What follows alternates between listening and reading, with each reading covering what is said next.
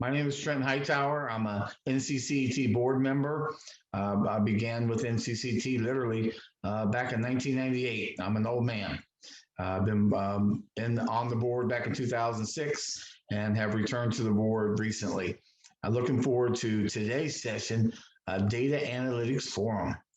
And we can look forward to hearing from our speakers based on what our members said are some of their highest needs.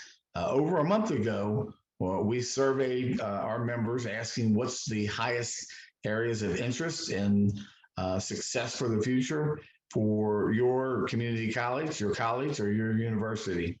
They responded with answers of different topics.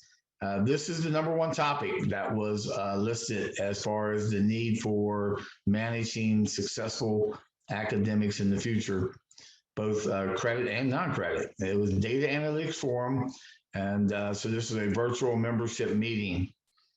We're looking forward to also having some follow-up sessions on data and analytics, as well as covering two of the other high-ended topics that will be supported to help our college partners be in the future.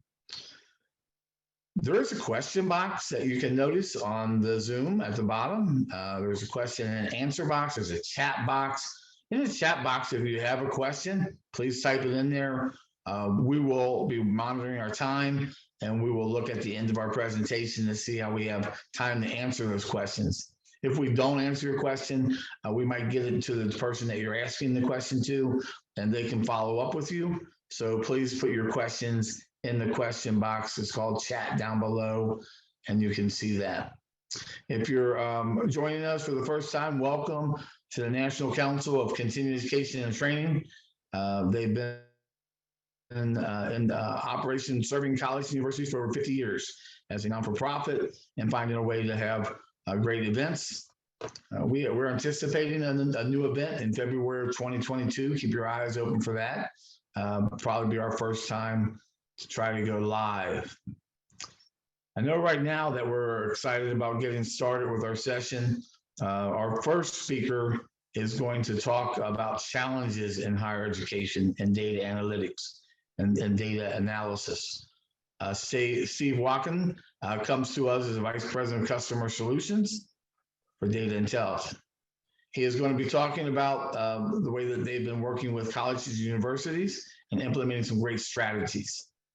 We're also going to hear from the College of DuPage, Lone Star College System, and we're going to hear some other amazing stories about how data and analytics can help you provide better customer service, better student service, and results in student satisfaction.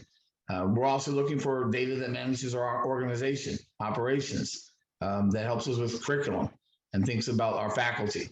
And so all of these pieces take effect to include our customized training and our business services that may be taking effect in that area as well.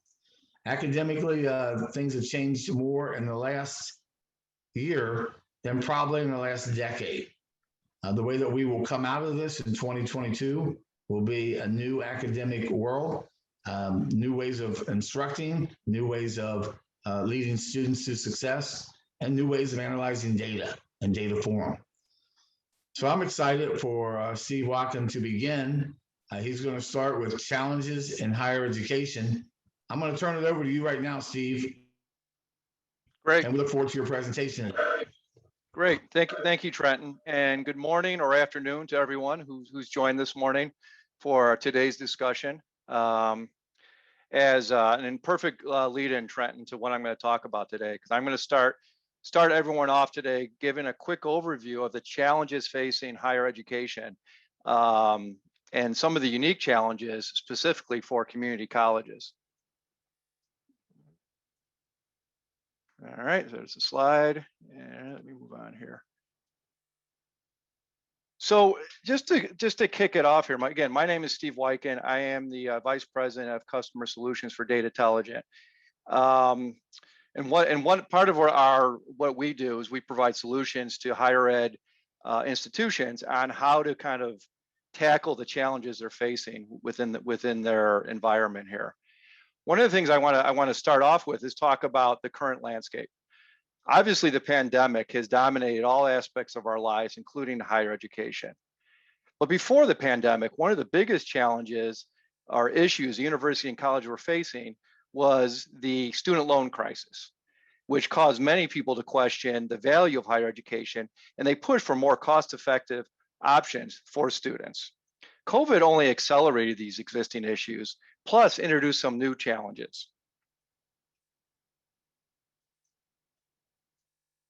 From a financial standpoint, many universities have seen their costs go up while revenues are declining. Schools have needed to invest in technology and additional training to deliver online learning. And then as the schools have reopened, they had to invest more in the facility upgrades to help enforce social distancing and then testing for COVID. Simultaneously, revenues are decreasing as students are either not living on campus or are just taking a pause from school. Revenue generating events like sports and concert had to be canceled. And then as the economy has been struggling, states had less funding for schools and alumni were not giving as much. Now we know that's changing a little bit with the most recent Rescue Act, but in general, schools have felt a big financial hit because of the past year. For students and faculty, the quick transition to all online learning has had mixed results for both them and students. Given the speed at which this had to happen, the outcome has been uneven, leaving many students and faculty frustrated with the situation. And this overlaps with the financial concerns, as many students started questioning, why am I paying in-person tuition rates for online courses? Again, putting additional stress on universities and colleges. And if that wasn't enough over the past year, as we all know, there were several external forces that we all faced. We had social unrest over the summer. We had a contentious election. We had ongoing concerns with the virus. You know, now we look like we're seeing the light at the end of the tunnel with the vaccine, but you know, there's this increasing challenges of like, how do you deal with this? How do you get your students tested? How do you get them vaccinated, et cetera? So all these pressures are combining to create an environment of uncertainty for universities and colleges. Now, I'd just like to take a pause right now, just as a quick poll question. Just think to yourself, what are some of the biggest challenges facing your school? Is it more the financial side or the student concerns, the instructional channel, or is it all of it all together? I think a lot of people probably would answer all these together are all contributing to a difficult environment that they are trying to navigate. For community colleges, the situation is even more difficult though. Unlike other economic downturns where community colleges saw their enrollment increase, community colleges have seen their enrollment actually decline more sharply than other higher education types. They've also seen a sharp decline in retention for first-time freshmen, especially around minorities. Now, why is this? Schools report that their students are facing unique challenges due to this pandemic. Obviously, there are job uncertainties, as many of the part-time jobs like restaurant work have disappeared. This has decreased their ability to pay for courses. But also the stay-at-home orders have put pressure on students to help out more at home with their family, leaving them less time to take a course. Remote learning has also been a barrier for many potential students, especially those in the lower socioeconomic status. Many lack sufficient internet services or laptops to even get on the internet. And public locations with computers like libraries, et cetera, have been closed. This contributes to the next issue. Community colleges have always have concerns with student engagement with their schools. The move to mostly remote learning has only made this problem worse, with many students feeling disconnected from their school. All these factors, among others, have contributed to this drop in enrollment and retention. So to successfully navigate this new environment, community colleges are asking these following questions. Around enrollment, how do we improve our recruitment of students? Where are those new opportunities? From a retention standpoint, how do we proactively identify students at risk? And how do we improve our engagement and retention for students who, again, may never come on campus? From a budget standpoint, similar question. How do we forecast for changes in funding? How do we know? How do we know that we, as revenue decreases or increases, how do we adjust accordingly? Now, to answer these questions, colleges need to become a data-driven institution. And now I'm going to turn this over to Larry Blackburn, my colleague from Data Intelligent, who will cover that issue and how they move to that type of environment. All right, thanks, Steve. Great explanation of the challenges. Let me share my screen here.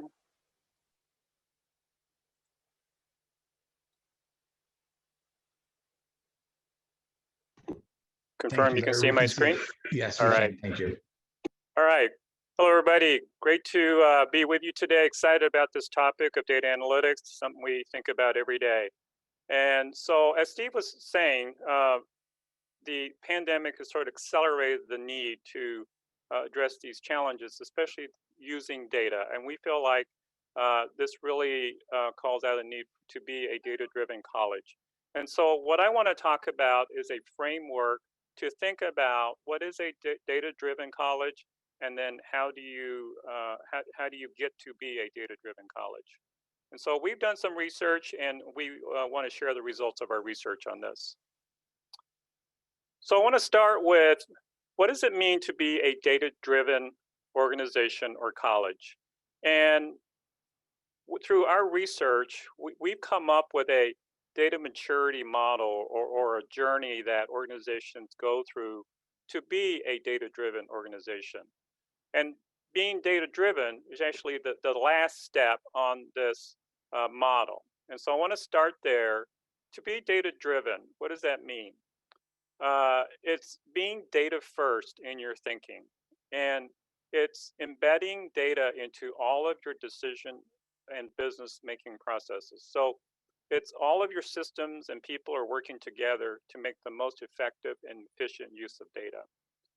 And what we find by working with various organizations is that most organizations are in the other stages of maturity. And so I want to walk through each of those other stages. So the first stage is being data aware. And this is where you're primarily using manual one-off reports, ad hoc type of reports. You're rarely using data to make decisions. The next step up is being data proficient. And what's happening here is that now you're becoming more standardized on your reporting. You're using a reporting platform that allows you to standardize how you distribute those reports and share those reports. One of the limitations is that it's primarily, I'll call them reporting that tells you about what's already happened. It's primarily confirming maybe what you already know and just using it for awareness and pretty basic reporting. The next level up we call data savvy, and this is where now you're using data to make those decisions. And not every decision, but you're starting to use data to make those business decisions. But the limitation is that it's often inconsistent and the data is often in silos. And so then, as I said earlier, the final stage is to be data driven, okay? So pause here for a question and for you to think about, where would you say your school falls on the data maturity model? Are you data aware, data proficient, data savvy, or data driven?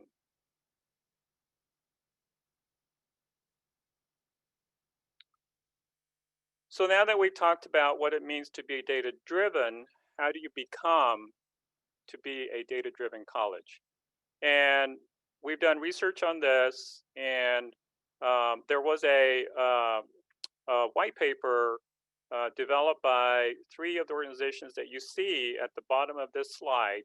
And this was back in 2019, so even before the pandemic hit. They were already thinking about how do we use analytics better. And so what we've done is that through our research, we boiled it down to 3 principles to be data driven. First, make data analytics transformational. 2, invest what you can. And 3, establish a unified approach. So I'm going to go into each of these a little bit more. The first one, making data analytics transformational. So the first point here is that you want to connect your data analytics to your institution's mission. Put the business context to the data analytics that you want to develop. And you want to be thinking about results that matter to everyone, your students, your faculty, and staff. The second point is that it's not a one-size-fits-all. Every institution is a little bit different that we work with, maybe a little bit different focus on mission, your culture is different, your organization structure is different, and then where you are in your analytics maturity is a little bit different. And then finally, you want to develop a data analytics roadmap, a long-term plan that is connected to your mission and fits into your organization's culture and mission. And this is something we work with a lot of organizations on, especially in developing this roadmap to make, again, data analytics transformational. The second key principle is invest what you can. As Steve talked about earlier, many constraints financially for schools and colleges. So what we are recommending is that you take an iterative approach. Don't try to do everything at once, right? You know you want to make changes, but do it very iteratively. Smaller wins that can return immediate value. Focus on solutions and providing value through solutions. Doesn't mean that data is perfect. Data may not always be perfect. We've seen several colleges wanting to develop a data warehouse to kind of get their data perfect. And we're suggesting is that kind of do that iteratively, right? And you don't have to do it all at once, but think about the solutions that you want to deliver for high value. And then you can work on the infrastructure slowly. And then finally, invest in a balance of cost-effective and timely capabilities. And the third principle is establish a unified approach. And what we're finding, again, working with schools and colleges is that there can be a lot of silos in both between areas of the college and also silos in the data. And they may only have access to the data that's available in their school.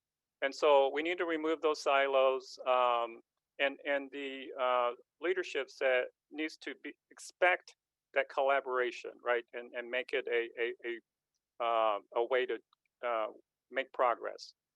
The second point is that we need to empower everyone with data, right? Including all the way down to the front lines and making sure that they have data when they need it to do their job. And then the final point is that you need to think about making data a institutional strategic asset. And a great start to that is to think about creating a unified data platform. So instead of data being in different silos or different areas of the school, let's open it up as a strategic asset by creating this unified data platform. So I'm going to come back later this morning and talk about ways that we have worked with organizations to accelerate your data analytics maturity using these principles. But for now, I'm going to turn it over to Joe Cassidy from College of DuPage. Well, thank you, Larry, and thank you to Ed and Trenton and NCCET for having me. Let me make sure my screen is sharing here. So, can you see that? Yes. We can see it, Joe. Yes, sir. Okay, thank you much. So while I work at a large Midwestern community college, I've also worked at or attended 5 of the Carnegie higher educational institution types. And in each of these institutions, we increasingly turn to data to inform our student services, our community and industry engagement, and to inform our business decision-making. And at each institution, we also struggled to make sense of what seems to be an endless sea of data sets. So to focus on the key indicators that would help us be of greater service, to continue to improve and remain sustainable became of a great importance at each institution, though for all the issues and challenges Steve and Larry just described, not always easy. At my current institution, we have a central data warehouse on campus. We've got a talented institutional research team, and yet many of the key factors that my unit needs to better understand our students and business partners simply fall outside of the institution's priorities or the team's bandwidth. So this led us to the project we're doing with Untitled to help us digest some 10 years of enrollment data and continuing education. And it's guiding us in that roadmap Larry was talking about of creating an enrollment dashboard, which will help us better understand our student needs. So before I tell you about what specifically we're learning from our collaboration with Untitled, I want to provide some background on our institution and region. We're located in the northeast corner of Illinois, some 30 miles due west from downtown Chicago. We have a 273-acre main campus in Glen Ellen. We have 5 satellite campuses with over 1.8 million square feet of facilities.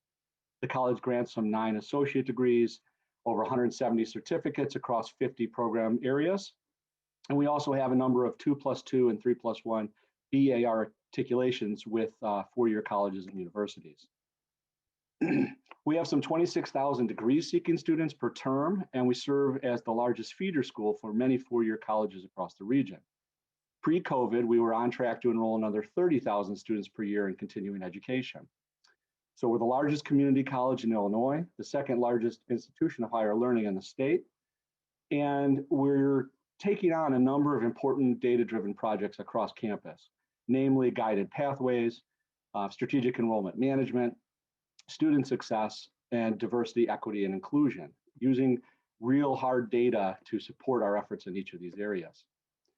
So in addition to the degree-seeking students, we have the opportunity to serve nearly 1 million residents from DuPage County and parts of Cook and Will counties. Greater DuPage County is densely populated, highly educated, and generally fairly affluent, and it's one of the counties in Illinois with the fastest changing demographics. For us, the proportion of traditional college-age students is declining. Our demographic is becoming more diverse to include more first and family to college, more folks for whom English is not their first language, and our demographic is aging. Our single largest or fastest growing population is 55 and over. Despite general affluence and high levels of education, we have over 100,000 residents for whom English is not their first language, and some 70,000 adults without a high school degree. Almost 27% of the county's 360,000 households are non-English speaking, and almost 19% of our residents are foreign born. And while students from diverse backgrounds are overrepresented in our student population, they're underperforming compared to other student populations. And again, we're turning to data to better understand why this is and what we can do about it. So while we examine our programs and services, our institutional culture to make gains with these student subpopulations, we're also leveraging our adult education program in CE to engage and matriculate students for whom English is not their first language, those students who lack their GED, and we're also serving that 92% of our district population who are not traditional college-age students. So soaring tuition costs, all those things Larry was talking about, student debt, a rapidly changing world are eroding confidence in the value and relevance of formal degrees, or the perceived value at any rate. So people are questioning what's the value of attending higher educational institutions. Now more than ever, we have to understand our institution's total ROI, return on investment to its stakeholders, and be able to capitalize on our unique institutional position. Over the past couple of years, I've been talking at regional and national conferences, like the conference that Trenton mentioned for NCCET, about how do we communicate. For me, it's about talking about continuing education and how the CE brings greater value to the total college and the total community, and building a case that gets our CFO and all of our stakeholders to understand we need to look at a multi-year, multi-bottom line ROI, and as well as larger impact on all of our students and stakeholders. The key to this case is that we have to combine quantitative student data with qualitative student stories. So that helps us illustrate our total impact on the college and the community we serve. If your region is like ours, the pipeline of traditional college-age students is shrinking. For us, the current traditional age student numbers in high school population is down significantly from past decades, which you can see to the right of that red box. While the next wave of students coming from grade school and middle school increase modestly, the pipeline of traditional college-age students is still down dramatically from past decades, where apparently we didn't seem to have to do much to sustain enrollment growth. Now, while we should always care about student leads actually starting, student retention and success and matriculation, these become more important than ever to our financial sustainability in the new environment we find ourselves operating in. So as if shrinking student pipeline weren't enough, competition for traditional college-age students is at an all-time high. There was a great study done by the New York Times talking about the exodus of public university students. This 2016 study tracked inbound and outbound students from each state in the public university system. The biggest losers in terms of exodus of students, California, there's my state in second place, and this is a list you don't want to be on.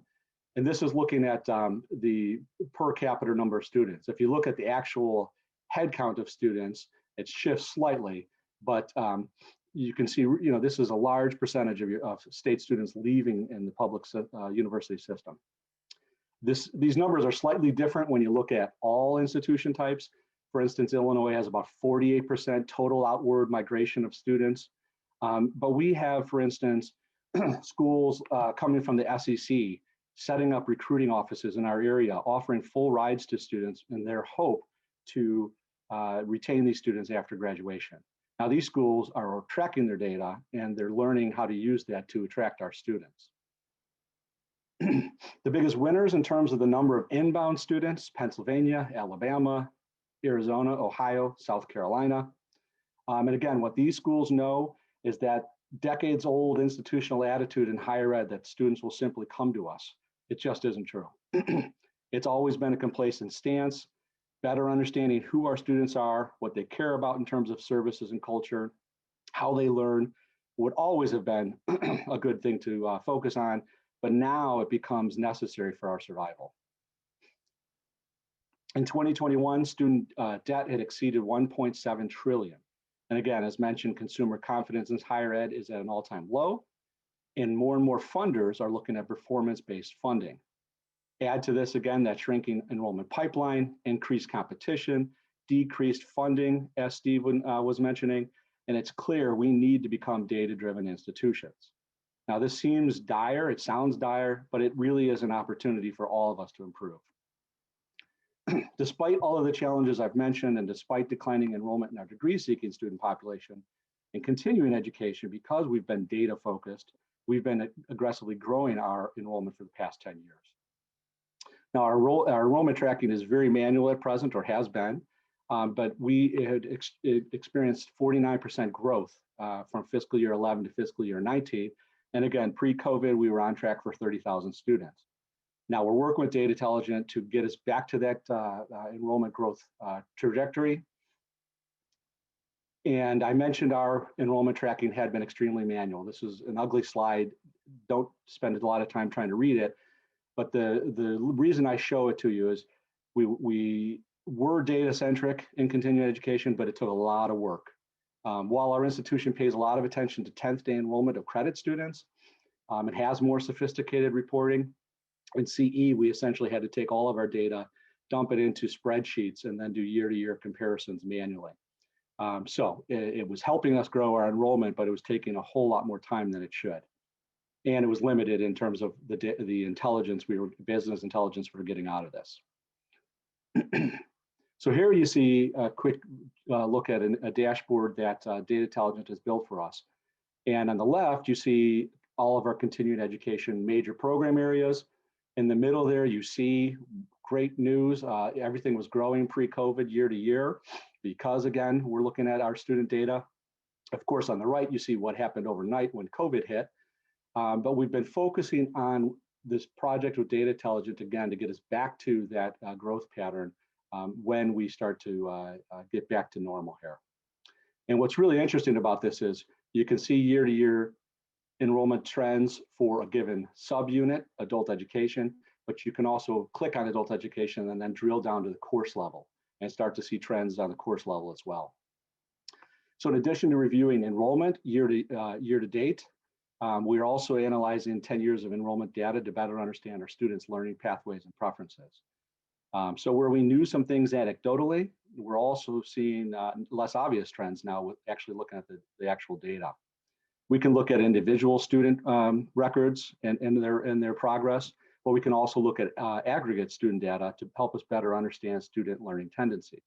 So here, for example, we knew our adult education students were continuing in degree programs. We were coaching them to do so, but we were surprised to find out that they were going into our own dental assistant and truck driving programs and other continuing ed short-term trainings.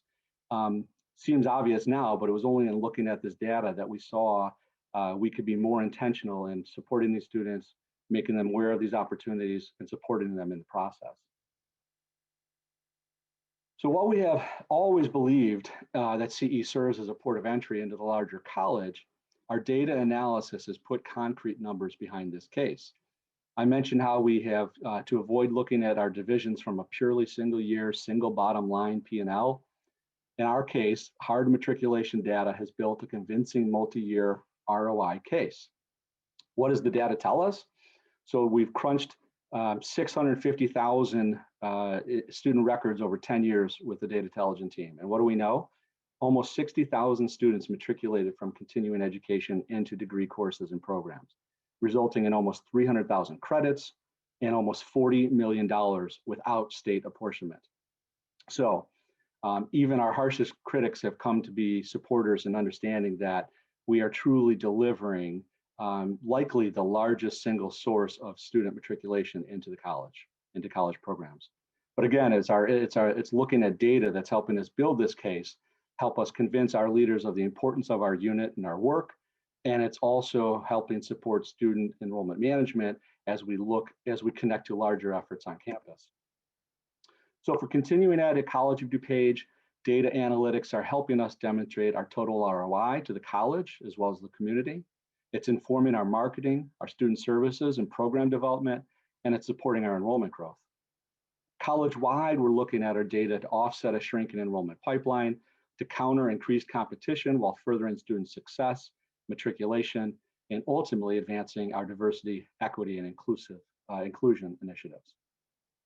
So thank you all for your time. I think we'll have time for questions at the end. I would like to, and feel free to reach out to me if you have direct questions of me. I'd like to turn it over to Debbie Phelps from Colley College, where she serves as the Executive Director of Institutional Effectiveness. Thanks, Joe. Let me get my video started and share my screen. Okay. All right, just confirming that you can see that. Looks good. All right, thanks, Ed. So thank you to NCCET for inviting Colley College to participate today.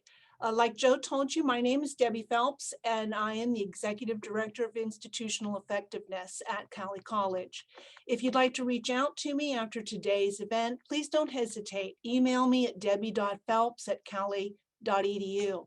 So I'm going to spend my time today telling you about a portion of our data journey so that you can see that sophisticated data analysis can happen at smaller schools. It's not just for the big guys. So that's why I've called my portion Meeting Big Data at a Small Community College. Colley College is a 2-year publicly funded community college located in South Central Kansas. Our main campus is located in Arkansas City, and we have 5 sites in other locations outside our county.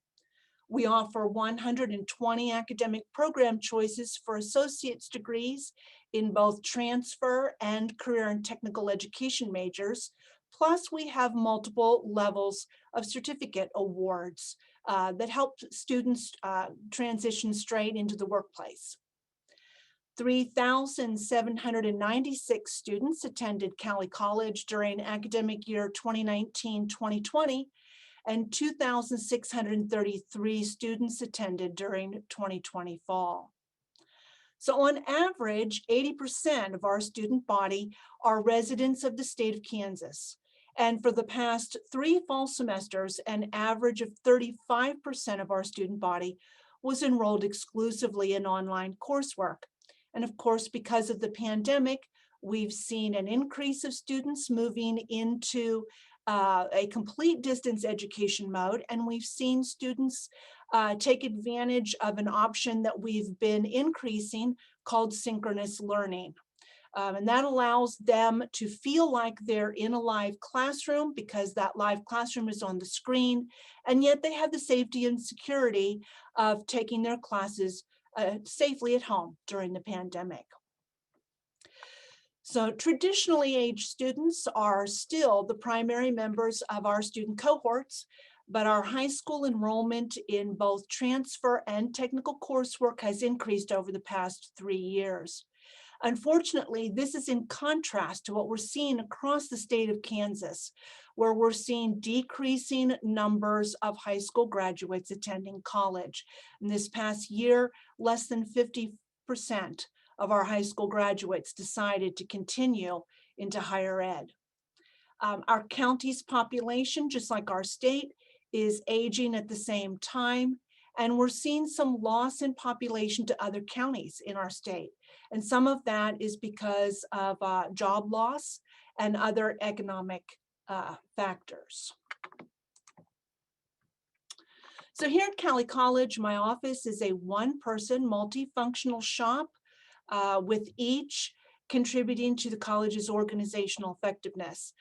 You can see by this image that I'm very involved in decision-making processes that range from accreditation work to strategic planning. I serve as the champion for several teams on campus, including our shared governance team and the diversity and inclusion team.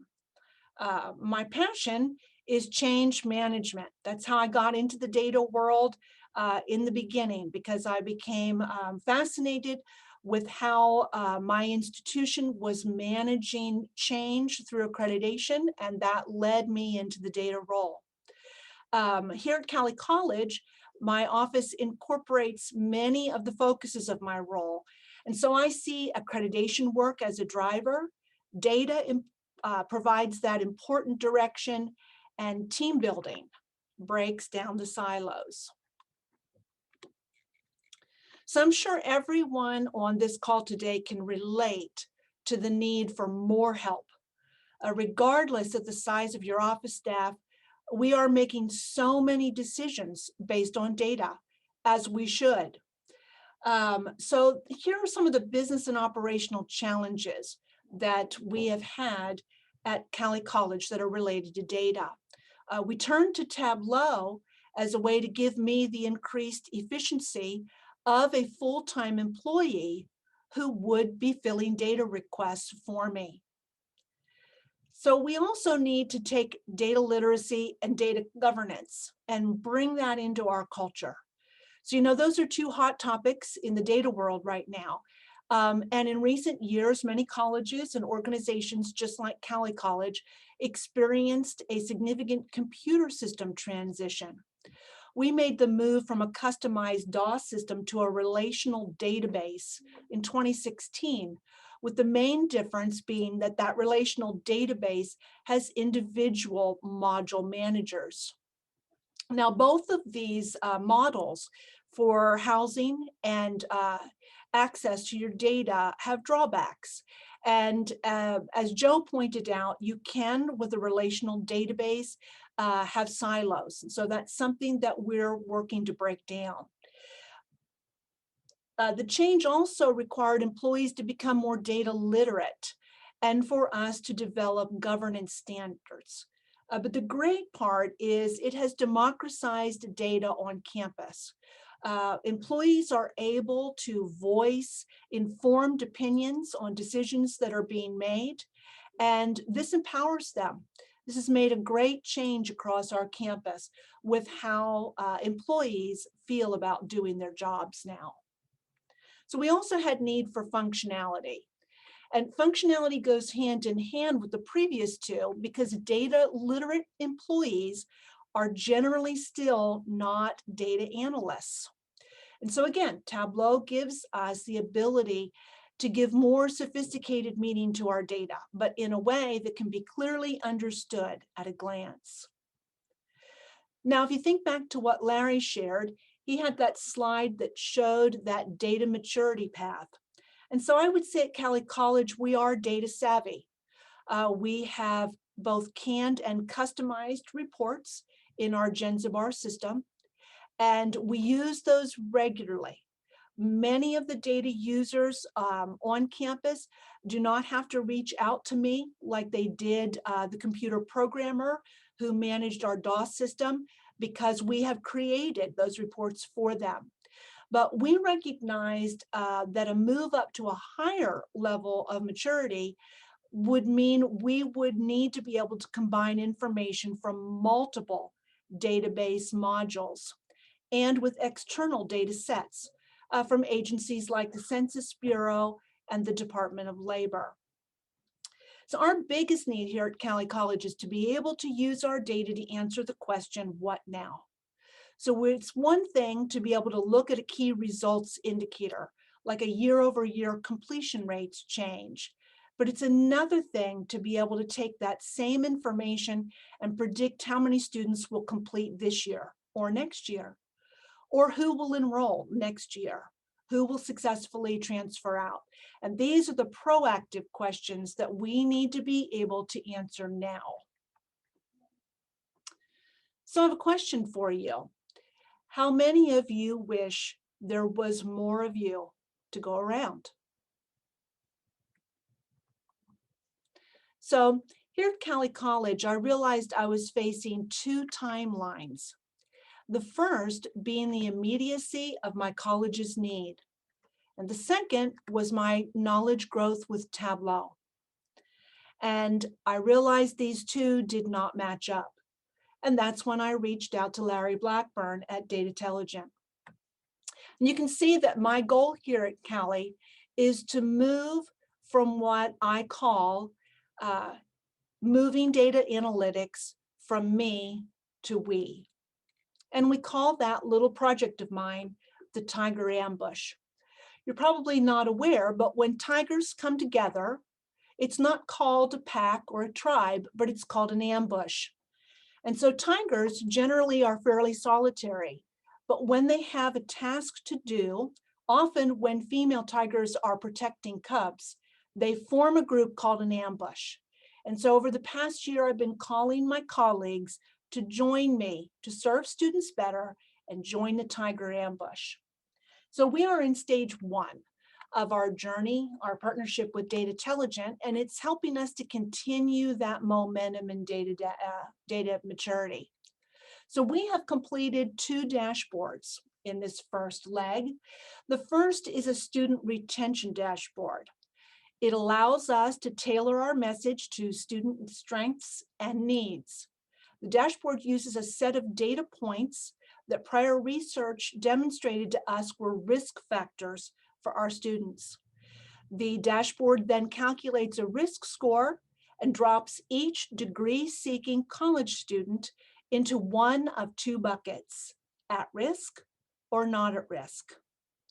So the dashboard helps our advisor then act in more efficient ways because they can then email the student or the student's instructors, or if the student has a secondary advisor, they can email directly from the dashboard. They can see exactly which risk factors are contributing to the student's level of success, and they can make better use of an external data source that we always had on campus, but like the spreadsheet that Joe showed you, this information was housed on a spreadsheet that was very hard for non-data users to manipulate. And so this is called Smarter Measure. And so we drew it into the dashboard. It can show our advisors which students lack comfort in computer usage. Maybe they feel like they don't have the support outside of college to continue college, and assess things like time management skills. The dashboard doesn't leave anyone out, because we can send positive messages to the students who are in that not at risk bucket to cheer them on, continue their journey, and allow us to reach out and maybe have a more targeted conversation with the students at risk. The financial dashboard is allowing us to pivot our spending. As it was pointed out earlier, revenue streams have not been as steady and sure for higher ed in the last 5 to 10 years. And so this dashboard allows our CFO to enter a percentage figure into it. And the dashboard will tell us how this change in revenue stream will impact our overall budget. We're also able to filter and look at data by the tuition type. We offer several tuition waivers here at Cali. So we can help us see how impact to that credit hour enrollment can affect revenue. And then she can drill down to the information on our general ledger. Though we've just begun stage 2, you can see we're working on a fundraising dashboard with predictive analytics. This will help our foundation to pinpoint where the donors are, what are the best methods to contact them, and how we're doing on campaigns.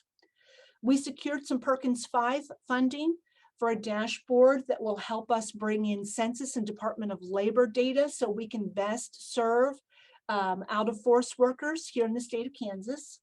And enrollment management funnel. We're going to begin putting together some profiles of the students who are more likely to enroll at Cali College and help us meet their needs better. And then in stage 3, we're planning to centralize a data platform with Snowflake. So something to think about as I get ready to wrap up is, do you know if you're sending the right message to the right group of students, whether they're prospective or current? We need to meet students where they are, meet those needs, assure them that we are invested in them and not just that they're investing in us. And so the takeaways: to be successful, you don't have to be one of the big guys.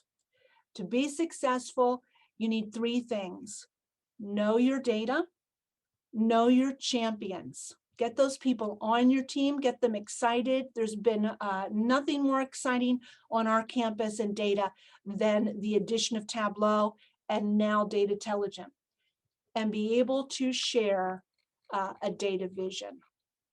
And so now I'd like to introduce Rebecca Duncan Ramirez and Deirdre Hayes Coots. These ladies are from the Lone Star College system, and they are going to share their experience with growing enrollment during uncertain times. Good afternoon, everyone. Let me get my PowerPoint. I'm going to make sure everyone can see and hear hear me and see our PowerPoint for today. We are from Lone Star College, Tomball campus. So the Lone Star College system has 7 campuses and several centers throughout our district. And so today we are representing the Tomball campus and want to talk to you a little bit about how we have used data and looked at that information to actually grow our enrollment in this new normal. So as mentioned, my name is Becky Duncan Ramirez. I'm the current Associate Dean of Innovation and the Student Experience. I'm also serving as the Interim Director of Advising and Counseling at the Tomball campus. I've been with Lone Star College now for 12 years, but began my journey at the Tomball campus during the spring of 2019. Just to also put a little bit of this into context, I also served as dean of one of our centers that was very instrumental in looking at our continuing education workforce courses and making sure that those articulated into our credit courses where those outcomes met and there seemed to be a pathway. So I have worked in both the CE and in the credit realms of the institution. So partnering with me today is Deirdre Hayes-Coots, and I'm going to let her introduce herself quickly. Good afternoon, everyone. I have worked at the college off and on for more than 20 years, let's say. My background, probably the background that influences me and creates the most bias in my past, is that I started as a work study student in financial aid and worked my way up and was a director of financial aid at one time in my career. So I'm always concerned about issues of students with the most need and equity issues. I come to you today as the Associate Dean of Student Success. I report up through our Vice President of Student Success on the Lone Star College Tomball campus. So as we begin today, and thank you for these great segues, because we really want to talk to you about our story and our journey as it has unfolded during the past 2 years, during my time at the Tomball campus and also with Deirdre as kind of my partner in crime. So as Larry mentioned earlier, that idea of collaboration between all of the different entities within our campus. And then for us, it also talks of the collaboration between our system office and our campus. So we have a lot of different components that play into our story. And so when we began this journey, Tomball campus has really looked at the data for our president has been instrumental in bringing data and wanting to know the data to make decisions since she has been there. But when we started really diving and digging into this, the story began about 2 years ago. And the enrollment huddle was formed on our campus so that our administrators and others on campus could meet weekly and come together and talk about data that was being presented to us from our analytics and institutional reporting division, which comes from our system office. And through that, they began talking about courses that were being offered, the schedule that was being offered, the registration pieces that play into that. How do student services play into that piece? What point does the instructional side of the house play into our processes? How does our marketing team, how do they fit into this plan? And so through those meetings and through our work through student services, we were working on a registration plan to try to encourage students to register early, using all of the sources that we've all read and understand that getting students through that pipeline early is a huge indicator of their success. And so as we began looking at that, Deirdre was able to pull in some of the data and information about our students and ask, as Debbie mentioned, the question, are we giving students what they need? Are we asking the right questions and making sure that that student experience is where we're meeting the students where they are? So at that point, I asked the question, can we involve some other groups that are on our campus into this registration committee, which that, of course, that was approved. And so that was kind of the seedling of our strategic enrollment management committee. And through this committee, we now have representatives from our academic and initiative partnerships, our marketing, our business office, financial aid, advising, the data analytics, student life, tutoring, some of our instructional partners. We just added some of our CE and workforce advisor leads onto this committee.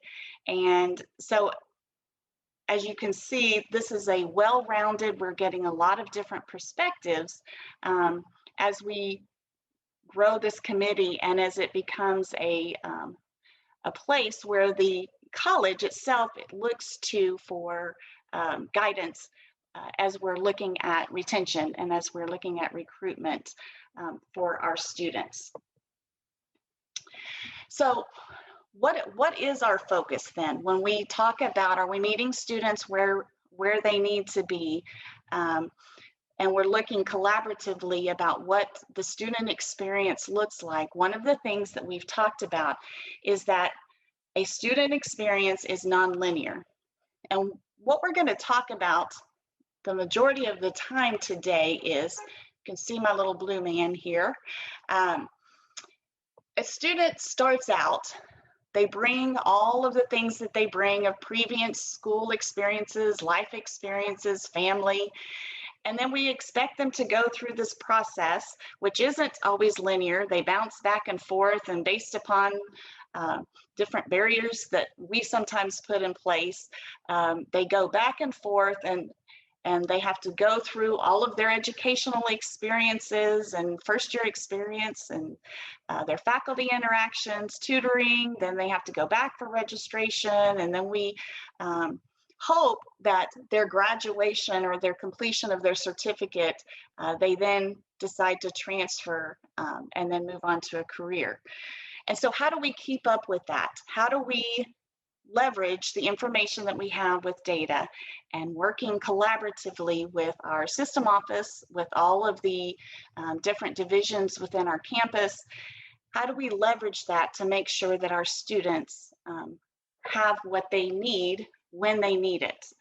And so Deirdre's going to talk to you a little bit about some of the strategies and some of our thought processes as we have moved through the SIM committee and used data to inform our decisions as a campus.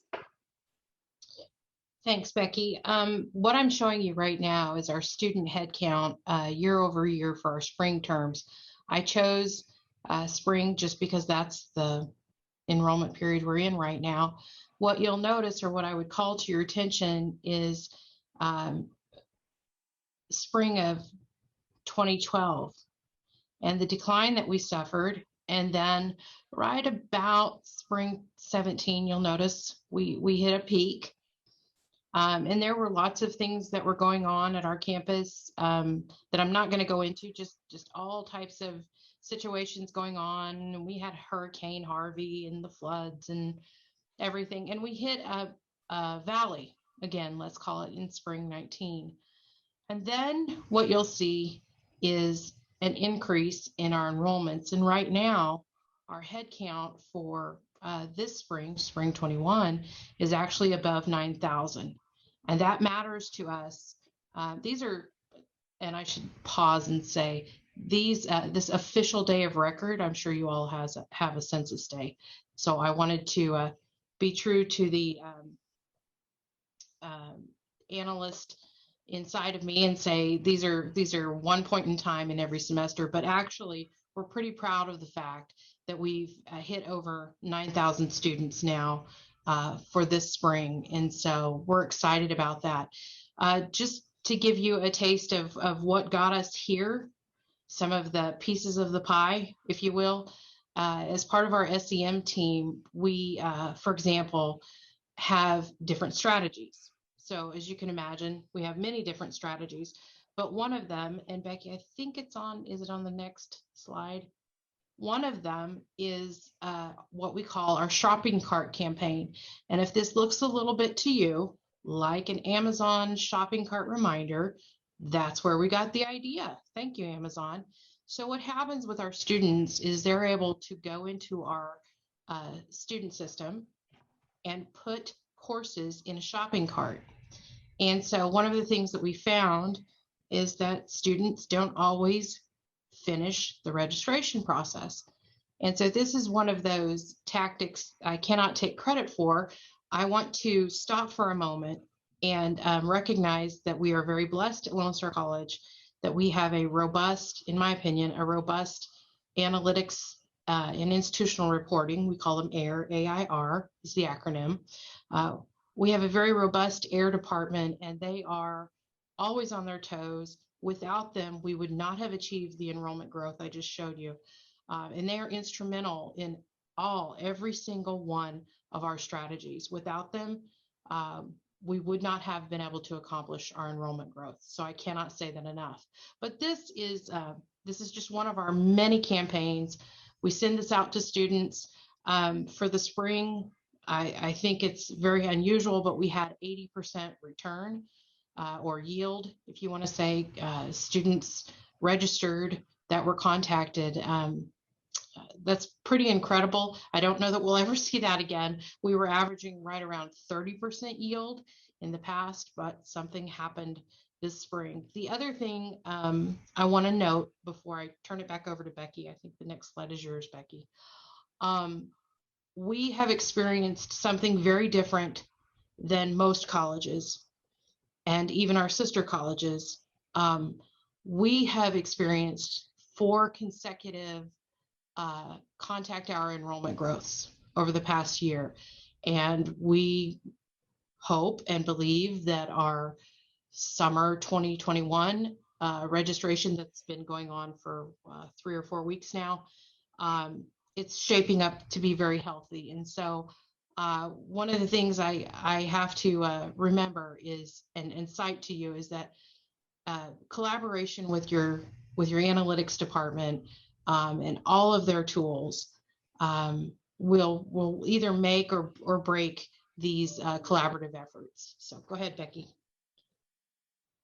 Oh, here it is. Yeah, here is the shopping cart campaign yield that I was speaking of. Student conversion, and there's your definitions. Student conversion is defined as the number of students contacted that complete the desired task, and the yield is defined as the student conversion divided by the students contacted. So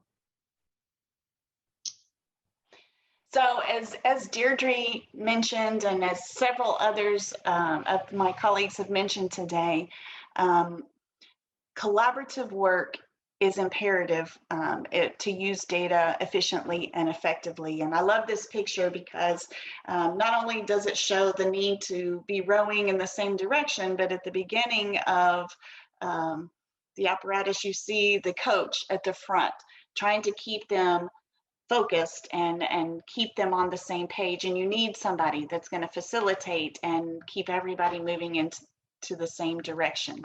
That is imperative for this to work. So through that and all of these conversations that Deirdre's mentioning, and strategies and initiatives and the meetings that we're having, one of the things that was brought up was, if we knew when students dropped, if we had a report that talked about when students dropped, we could make contact with them and see what their reason is. What is it that maybe we could do differently to help support them, to get them to that next step? We could also, for instance, if they dropped a English 1301 class, not only could we contact them and find out what's going on in their world, but we could also offer them, hey, we have these, we call them next starts. So they are, maybe an 8-week class or a 6-week class or a 12-week class. We have these options available for you. And so through that conversation, Deirdre went to, as she mentioned, our analytics department and talked to them through that. And so Deirdre, I'm going to let you talk a little bit about the drop report that was created from our SIM committee request. Thanks, Becky. So this is, for those of you that work with Microsoft Power BI, this is the report that was developed. And I know this it looks pretty intense, but there's just a few things that I want to call to your attention. And this, I want to say,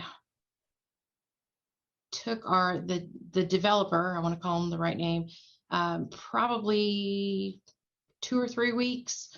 So some significant time to put this together. And we love it. We every week, twice a week, we pull a list and we say the days since the students dropped, and we chose 1 to 4 days.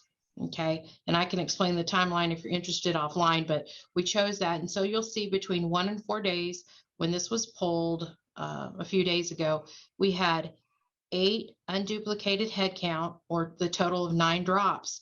And if you could see it right here, you would see the student's name and IDs. You can't, obviously, because that would not be good. So, but you can see this stands for Lone Star College Tomball, the Tomball campus. This person dropped on the 26th, Intro to Philosophy and Intro or Principles of Sociology.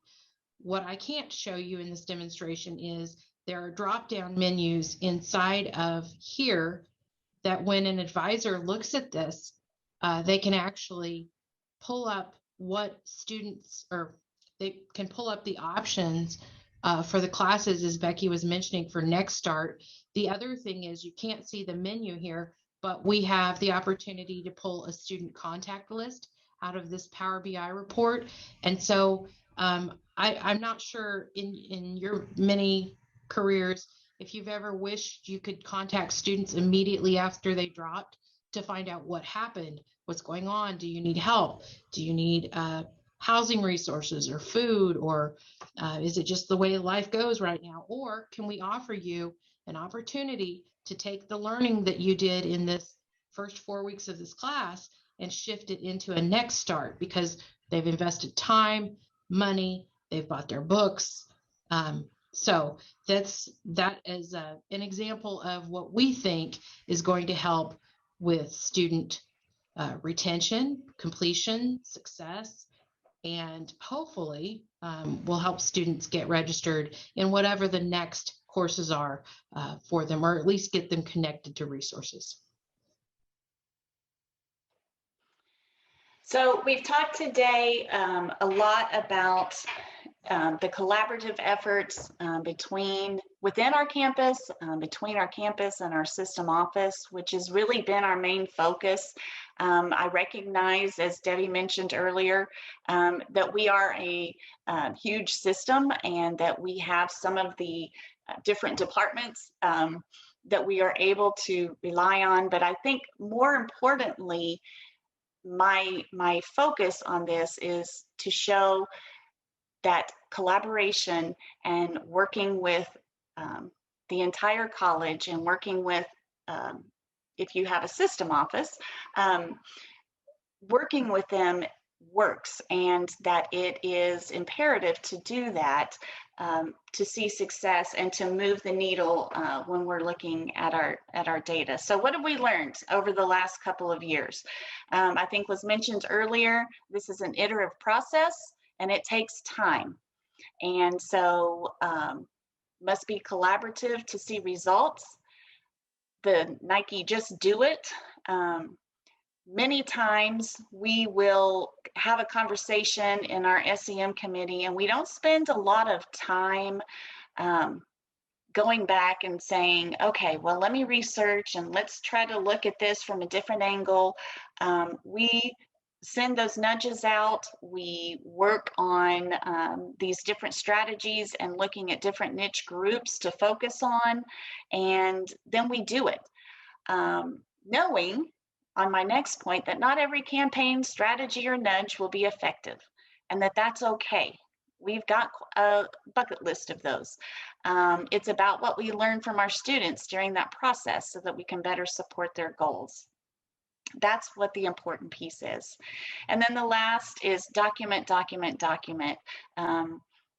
what we're doing now is now we're getting into some cycles. And so we know at certain times, hey, we need to be sending out the shopping cart campaign. We already have that listed on the calendar.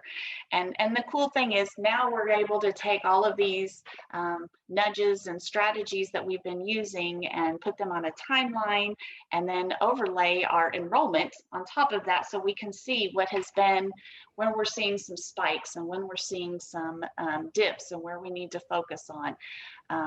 But again, without the collaborative efforts of everyone, this would not be possible. So thank you for your time. Both Deirdre and I are available to answer any questions that you may have. So here are our email addresses.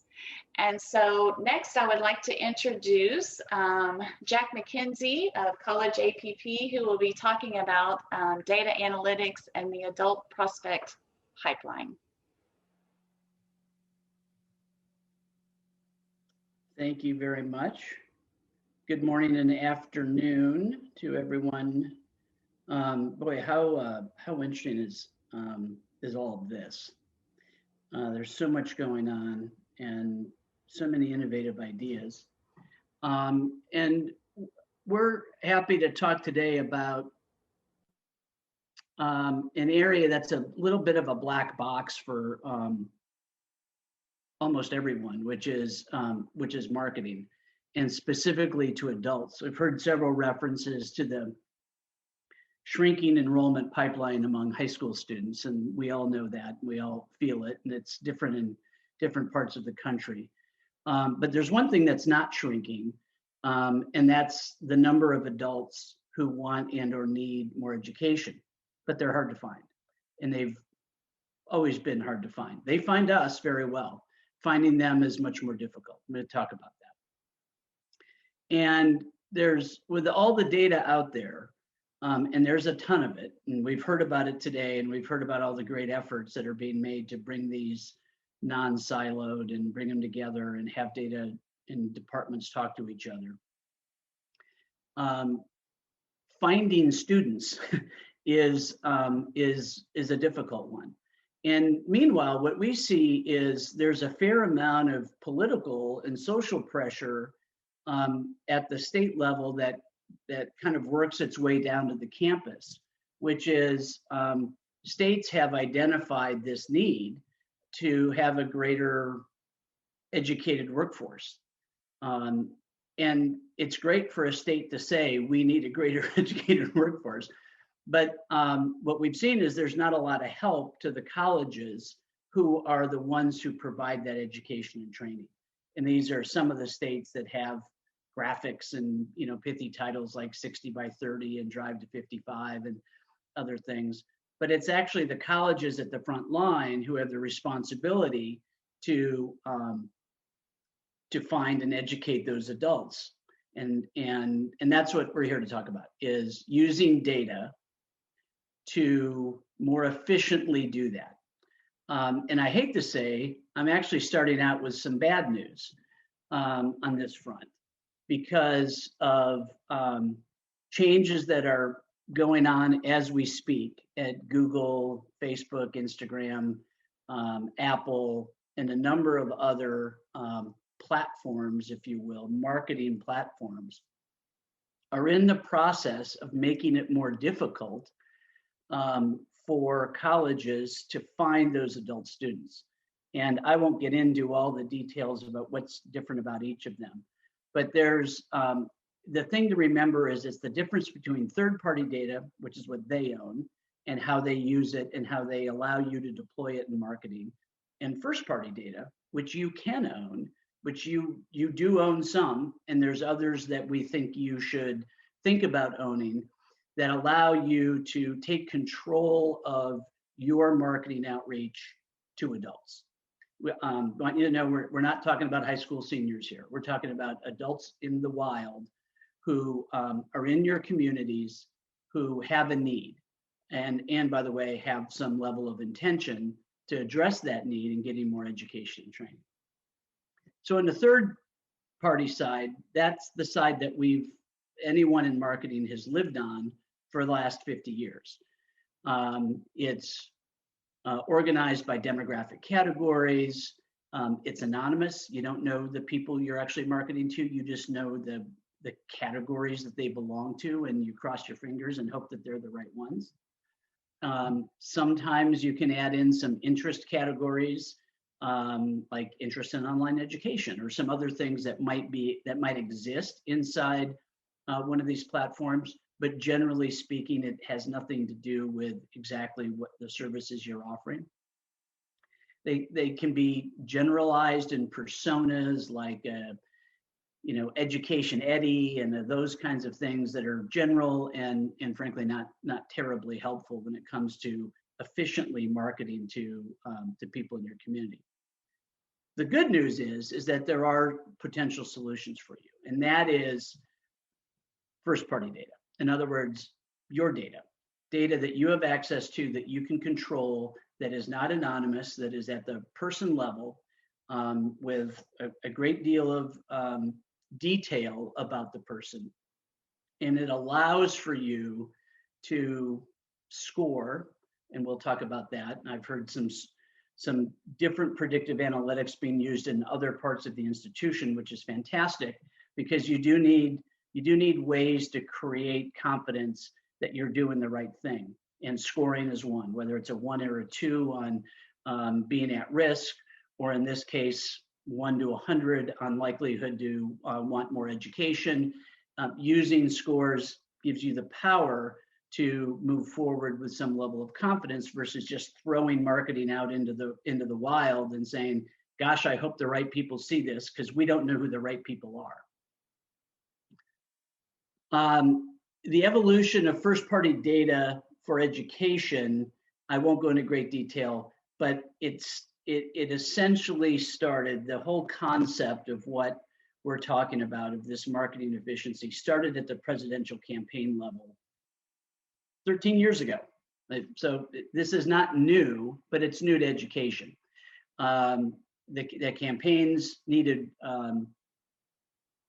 data and needed insight to more efficiently market their candidates, their issues, and all the things that you, as probably likely voters, have been inundated with over the past 13 years. There's a reason that they know things about you, and you go, that's interesting.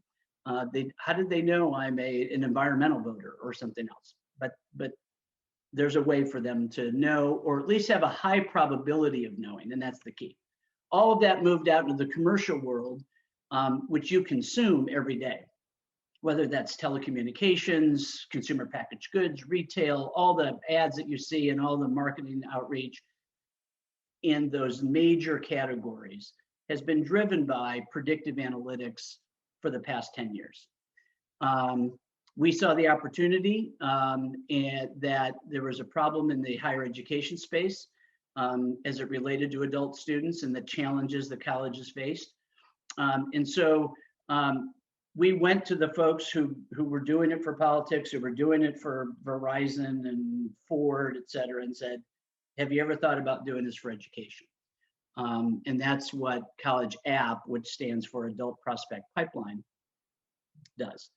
The key to predictive analytics, whether it's a 1 or 2 on at risk, you have to have something to predict. Whether we got it fully right doesn't matter, because we got it right for now and we can continue to evolve. But we predict 3+1 things at this point. The first one is intent. And we, talking to colleges around the country, that was the #1 thing that they didn't know. When we send out an ad, when we're looking to recruit adult students, we don't know who wants education. So we predict through a process of, share a little bit with you, whether or not someone has intent to get more education or training in the next 2 years, meaning they become a meaningful pipeline candidate. If someone said, yeah, someday I'm going back to college, that's not necessarily an efficient marketing target. But someone who has a reasonable intent to pursue education in the next 2 years, that's just a couple of education cycles. We think that is meaningful. What you've experienced is what we have found, which is when you ask the general population that question, 80% of people say no.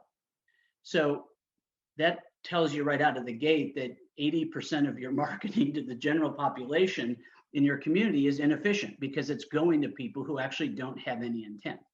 But from a data standpoint, your ability to focus on the 20%, roughly, depending on where you are, who do, is what gives you the power. We then predict type of institution: community college, vocational technical school, public, private, four-year, and whether or not somebody wants that education all online or in a hybrid setting. Seemed like a brilliant thing to do before the pandemic.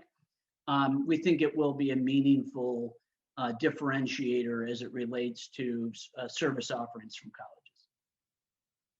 And the one we're working on, I'd say we've done it, and it's not necessarily for this group, but just so everyone knows, is whether or not someone intends to seek a new job. There's some relation between seek a new job and get more education. They're kind of interrelated. So, and we're looking interestingly at the interplay of that data, so we can help our clients use that data in the best way.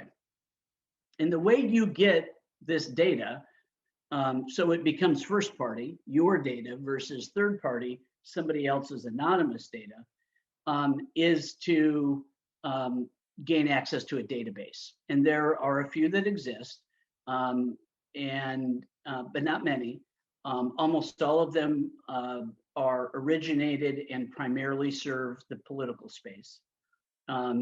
Like I said earlier, we approached one to say, would you like to use this data for education? And they said yes. That happens to be the little red thing in the middle, the L2 political company, been around 40 years, and most of their business is in politics, but they're partnering with us to bring this data to the education sector. It's all legal. Let's start there. And not only is it legal, it's smart, meaning it is almost all this data probably exists somewhere, either at your institution or somewhere on someone's server, et cetera, but nowhere is it aggregated, and aggregated at the person level, which is what the power is, the first party, and person level is the key to the efficiency that you gain if you use data the same way that Verizon's using it, the same way that General Mills is using it to target people who are likely to do something. This is all hard data. And I think that's important certainly for public institutions. This is no web scraping. This isn't, hey, Joey put up a picture of a dog on his Facebook page, and so we think Joey likes dogs. Now, this is demographic data, experience, census, survey data that gives you enough information that allows you the power to be a first-party data holder versus a third-party data buyer.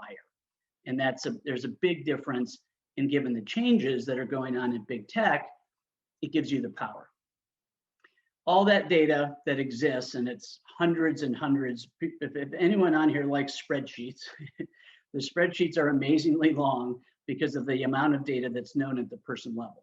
And then it's enhanced with the education enhancements of intent to enroll, type of institution you'd go to, interest in all online, and the job seeking. The enhanced data is created through somewhat traditional first steps and very much mathematician, statistician driven second and third steps. It's done through surveys, large sample surveys in each of the states, and it's done at a state level. And we ask those questions, the ones that you just saw, that allow us to bring to our colleges pre-qualified. Now, not everyone's going to enroll, I guarantee it, not everyone's going to enroll, but pre-qualified on they're thinking about it. They have intent to get more education. And then there's a lot of things that go on after that, but at least it's a great starting point. The data folks get to work way over my head, but they get to work and create statistical models that then get plugged back into that database that I showed you. All those colors are actually people. It's people for whom there's data in the database that allows predictive models to be built. And it's not a 1 and a 2, it's a 1 to 100, or it's a 10 to 90, depending on the question. And it's through those filters that we're able to allow colleges to have the power of knowing that they're making outreach efforts to adults, to people who it makes sense to do that outreach to. And that's how data is used. It's purely a data play. It's not a values play.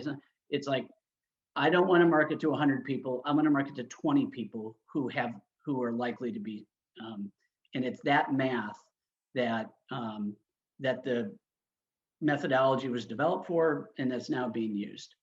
At the end of it, it's all about, in this case, it's about outreach. There's a lot by the way, the database tells you a lot about your service area, about your community, about where people live, and where people with intent live, where low income, high income, different places where you might think about a center or targeting certain programs, et cetera.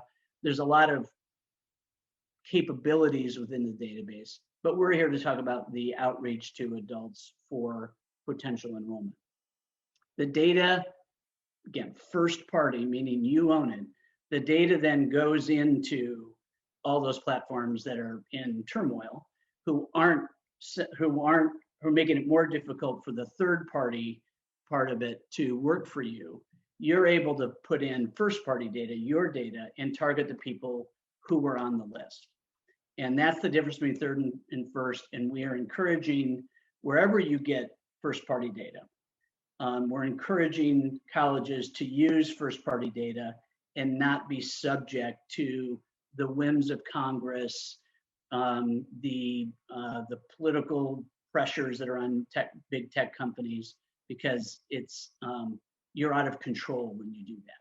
When you use your own data and market to your data, you're in control. So the takeaway for us is to solve the data dilemma, and there is a dilemma out there, both in identifying the right people, but two, using all the tools that the internet kind of makes available to you, but without the restrictions of the platform limitations and the decisions they make, is use first party data to create custom, your own pipeline, not one that Facebook tells you to go to and not one that Google tells you to go to, but one that you say is important to you based on what you're trying to market, what it is that you're trying to get people to do. And because it's yours, it's immediately more efficient. And that's what data analytics is about. It's about creating efficiencies, insight and efficiencies in operations. And in the marketing side for adults, this is a possibility for you. I appreciate your time and look forward to possibly my information's in the bottom in case you want to know more about your state or your community college district and the data that exists and that you could use in your toolbox of data platforms. I'd be happy to share that with you. And I'm happy to introduce the return of Larry Blackburn, the Chief Solutions Officer at Untitled. And he's going to talk about accelerating your data analytics maturity, probably based on some of what you heard today about the things that you can and do and how they can help you do that. Great, thanks, Jack. Great discussion of getting more data, right, which is what we want.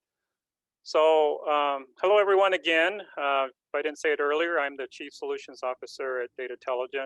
And what Steve and I think about is how do we help organizations progress along that data analytics maturity curve that I talked about earlier, and how do we provide the right solutions for that? So I want to share with you how we have done that with organizations, and you heard from a couple of our customers, Cali and COD, and saw some examples. So will highlight some of that as well.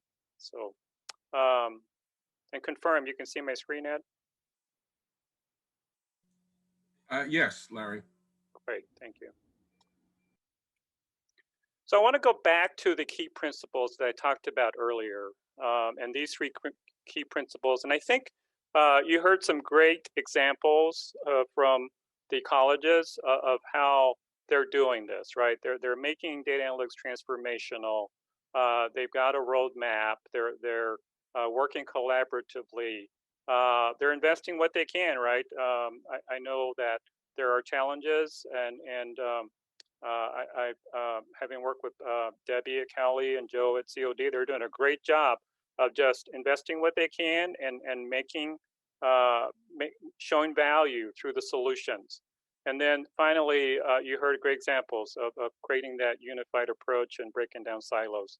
So about a year ago, when the pandemic started to take its impact, we decided we had to think about how do we shift and provide the right kind of approach on helping colleges in their maturity and applying these principles. So we really took these principles to heart.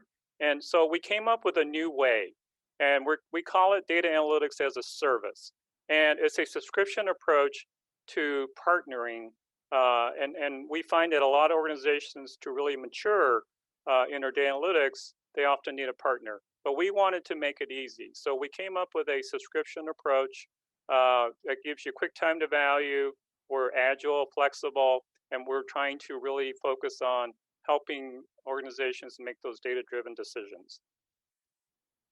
So what's included as a data analytics as a service is that you get everything that's on this screen. And we decided that this was really important to provide a full range of capabilities to help organizations in their maturity. So the first one is under partnership, that we approach our partnership as a subscription. We help you develop that data analytics maturity roadmap that I presented earlier, and identify where you are in that roadmap, and then how do you keep making progress toward being data driven. And then finally, we work with we define a customer success plan that understands your organization's mission and goals, and make sure everything is tied to that. Under people, we provide a full range of analytics knowledge and full range of services. We use a very flexible model as far as providing the right people at the right time. And then finally, we end up helping you build your platform as a result of partnering with you. And we have some ways to accelerate that platform. I'll talk about solution engines in a minute. And then we are partners with Snowflake, and we can help you quickly build the data pipelines to bring that data in to a unified data platform. So that's a little bit about our approach and a new way that we feel like meets the market demands of what people are asking for now. So I want to tie then our approach to the three principles, right? So under our partnership, we help you come up with that roadmap. We help you connect to your organization's missions and make sure that it's going to be transformational. Two, through our flexible subscription model, we provide that ability to invest a little bit at a time and take a very iterative approach to our services. And then finally, through our work, and as I mentioned, we help you establish that unified platform and approach. The other way that we help organizations accelerate is that, again, back to focusing on solutions. As you make your progress on that maturity roadmap, you want to keep showing value. And even if you're thinking about building a data warehouse, you still want to be able to provide value. So what we have identified are these 5 areas that most institutions have said they're important, and kind of looking at that, we call it student life cycle. and Lone Star kind of illustrated that, right? Students go through different phases as they're working with the college. So we identified these 5 areas and have come up with what we're calling solution engines. Think of these as templates, and it's a way to provide quick value. We take your data and then have some templates around the solution. So again, you're providing value immediately. So I'll pause here for you to think about what area could your organization use the most help with.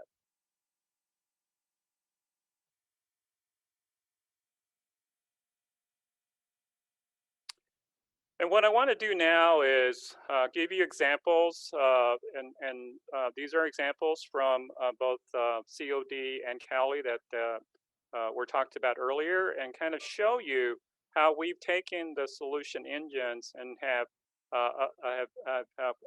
taken the data from our customers and then have tailored the solutions to their needs. So this first one is what we came up with COD. Joe mentioned this earlier. This example actually shows you that we were able to break down their enrollments by different demographic categories, and understand that maybe there was a greater or lesser impact on certain demographic categories. This is an example from Cali that Debbie mentioned earlier. So this is a great tool for them to look at and identify students at risk, and then it actually gives more details about each student and kind of takes a predictive scoring approach so that you can understand where they are in those risk factors. And then finally, another example that Debbie also mentioned is that they needed a tool to really be able to forecast throughout the year as different funding sources were changing, as from term to term, thinking about their enrollments and the impact of funding on those enrollments. So they wanted a dashboard to then do those different scenarios. So when you get the slide deck, I'm going to end it there, but you'll get a listing of our resources, and so feel free to look at those. And then finally, what we want to offer is, for attending today's webinar, is that we have a offering called a 90-day accelerator, and what this is a way to get in 90 days one solution engine. So again, you're getting immediate value and providing that value, and then we're also going to help you create that data analytics maturity roadmap. And so we can do all of that in 90 days. We call our 90-day accelerator. If you're interested and you want us to follow up with you, just drop your name in the comments section, and then we can get in touch with you. Thank you for your time. Thank you for your time. And if you need to get hold of me, there's my contact information. I'm going to turn it over to Trenton to close up. Thank you very much, Larry. That's been dynamic and exciting through the whole session. We have seen some things come through the chat. Be prepared to go ahead, and we will respond to those questions and ideas and things that you have put in there. So please look to put something in the chat box if you have it. It's been exciting to hear about data analytics. Collecting data is difficult. And once you collect it, then what do you do with it? Sometimes you're too exhausted after you collect it to do the analysis and pull the right people together. This is a strategy of helping think about how you can collect data. There are some colleges, I know in my 25 years at the community college system, that when I was the assistant vice chancellor at the Virginia community colleges, we'd have 23 colleges collect data, and then we'd have to really sit down and break it down, think about the plan and the action and what to do with the data. We are learning some amazing things today. We'll have some follow-up sessions in the future. We thank you for joining us, and please keep your eyes out for the next webinar on May 27th. Have a great week.